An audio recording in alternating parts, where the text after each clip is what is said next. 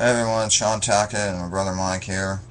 Here to talk about my new channel, Extreme. This is for music videos, music, video games, TV shows, movie reviews, movies, and all that good stuff. First, I want to talk about something, a movement I am in part of, and I'm really going to be promoting on this channel. It's called Triple X. No, it's not pornography. It's it's hardcore, but it's outlaw music, real outlaw music, and it's being promoted by Shooter Jennings. And I'll leave links and stuff to the website where to go to, and I'm going to be talking a lot about it throughout the months and months, promoting artists and stuff and letting you people know what it really is and how we should all get behind this music to save the truly independent artist. Okay, let's talk about country music. Country music, since the beginning of country music, way past even the beginning of the 20th century, country music, has been for the poor, the common man, the downtrodden. You know, like Johnny Cash was in my Johnny Cash video. He wasn't for the rich. Never was. Neither was Waylon Jennings. Neither was Willie Nelson. You know, these are the big pioneers of real outlaw country music, and they're still. And Willie Nelson still is today for the common man, and Waylon and Johnny were even the day up till they passed away. But you know, let's talk about who is country, even regular country music and outlaw country music. Who's representing that today? Well, of course, we have the grandson of Jim Crow. David Duke. Hank Williams Jr., who compared our president to Hitler. I thought country singers were supposed to be patriotic and love America. Oh, that's only with the Dixie Chicks, right? Shows you what a bunch of foul-faced, two-faced hypocrites a lot of today's country singers and right-wing KKK country fans are today. Only support the president if he's white, conservative, and rich. Exactly. What was country music really? It was for the common man, the poor person. Skin color didn't matter. And today's Nashville is totally dominated by big corporations. Roy Acuff destroyed country music. Instead of being, when Roy Acuff took over the Opry, instead of being for the poor man and the common man, what was Roy Acuff doing? Teaching Richard Nixon how to yo-yo. Then it went to Ronald Reagan and Bush. All the big, rich, and fancy millionaires started getting into country music. Country music singers stopped dressing in blue jeans and regular shirts and started dressing in silver-studded rhinestone cowboy suits, star-studded dresses, riding in big limousines, pretty much forgetting what country music and the real people were all about. Thank goodness Johnny Cash never. But let's talk about the history of the good old history of country music, the Grand Ole Opry. Let's get into that, shall we? Let's talk about the wonderful history of the Grand Ole Opry. Number one, Johnny Cash was banned from the Grand Ole Opry for stomping the lights out because he was basically protesting what Roy Acuff was doing, taking it to the rich. And what happened? Johnny Cash got banned. Yeah, he got invited back several years later, but guess what? He's still not a member. He's still not a member of the Grand Ole Opry. Hank Williams got banned. And the poor fella passed away, and there's a movement trying to get him inducted to the Grand Ole. Why isn't he in there? I thought the Grand Ole Opry respected the legends. Apparently not. And let's talk about some other little things the Grand Ole Opry has done. Anybody remember the name Necco Case? Apparently, there's a lot of people in Nashville, the big corporates who run country music today, don't want you to remember.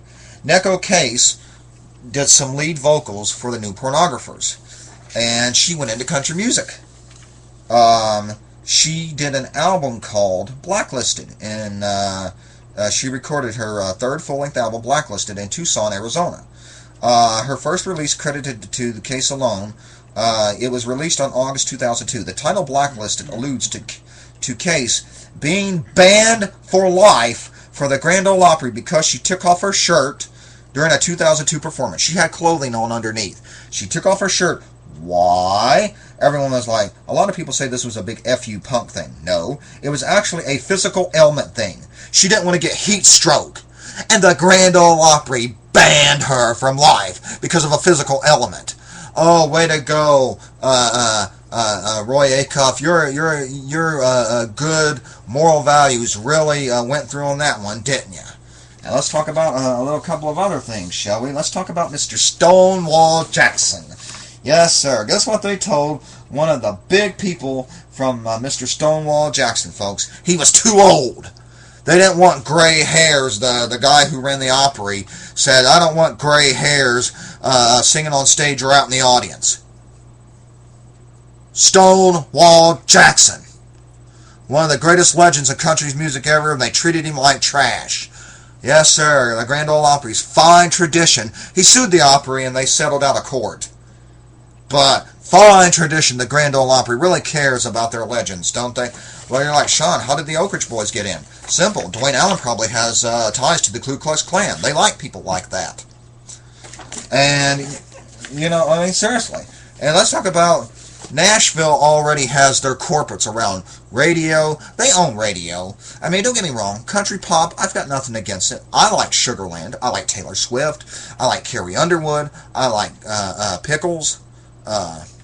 Kelly Pickler, yeah, I call her Pickles. Yeah, but you know, I like these acts, and there's a place for country pop. But there is no place for real outlaw, not even real traditional outlaw country music. There's no place for it, except now. Shooter Jennings is starting a new Triple X movement, and I'll get to that. But I want to talk about jumping on the bandwagon. Since they want outlaws, guess what, folks? Nashville's creating their own little outlaws. Josh Thompson evokes Waylon Jennings' name. He did a song way out there.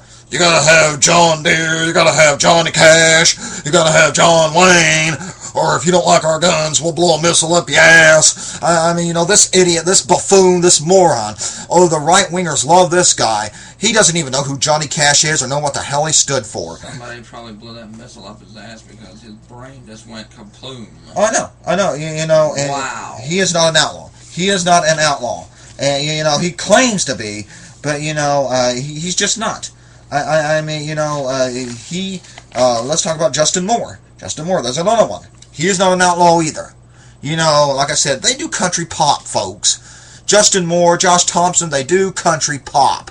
And they dress it up as outlaw. Just because you say the word ass doesn't mean you're an outlaw. And I'll tell you something else, these people who also pretend to be. Toby Keith, he's not a real outlaw. He's in Nashville's back pocket.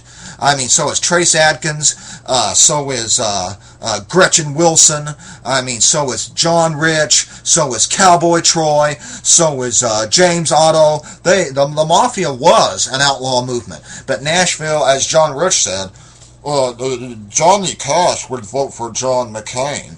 The filthy rich. No, sorry, little man. You guys sold out. You're all sellouts. Who are the real outlaws in country music? I'll show you who the real outlaws are, who they won't pay. The drive-by truckers. Shooter Jennings. Oh, here's a man that I like. His daddy, Mr. Racist, ain't nothing like his son, Hank 3. There's some real outlaw country music for you. Want some more? Pistol Annies. That's right, Miranda Lambert. And you know, folks, they won't even carry these albums in stores. Miranda Lambert! They won't carry these albums. They won't play the radio songs. They won't play the videos. I mean, they won't do it. And it's sad. And, you know, like I said, I'm doing a whole Triple X thing. I'm going to leave links and everything. I'm going to start promoting these people because country music and just real music in general needs it. And the country fans say, we want real country music. We want country music. You ever heard of an act called the Secret Sisters? These are like girls from the 1940s. No country fan, real country fan, is buying their album. No one.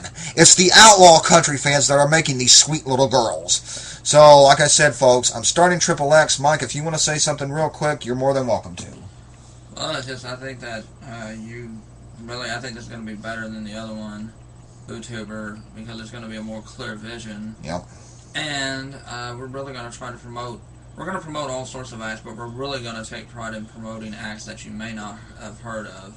You know, some of the best music, movies, and everything are stuff that you really haven't heard of. It's under the radar. Yeah, where the independent movement is going to be alive and well on this channel. Peace out, folks. I'll talk to you all later. Stay tuned.